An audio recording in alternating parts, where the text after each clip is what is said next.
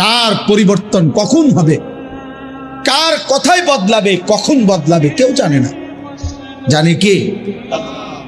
ফুজাইল ইবনে ইয়াজ বড় ডাকাত সর্দার ছিলেন। তো গভীর রাতে উনি ডাকাতি করতে গেছেন। তো রাত্রিবেলা যখন গভীর রাতে এক বাড়িতে ডাকাতি করতে ঢুকছে, দরজার সামনে গিয়ে যখন দাঁড়াইছে তখন শুনতেছিল বাড়িওয়ালা ওই সময় আল্লাহর কোরআন পড়তেছে। উনি দরজায় দাঁড়াইয়া শুনতেছে যে বাড়িওয়ালা ভিতর থেকে আল্লাহর কোরআন পড়তেছে, আলাম ইয়ানি লিল্লাযীনা আমানু আন তাখশা কুলুবুহুম লিযিকরিল্লাহ। এই এক আয়াত ওনার কলিজা ছিদ্র করে ফেলছে।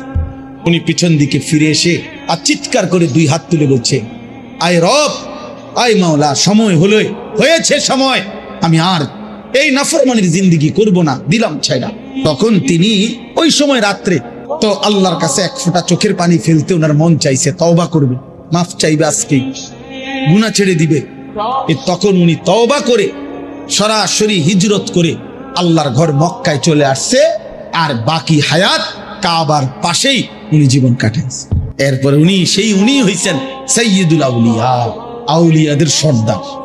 তাহলে বললাম আর কি, যে কোনো কথা, কোনো এক আচরণ, কোনো এক শব্দ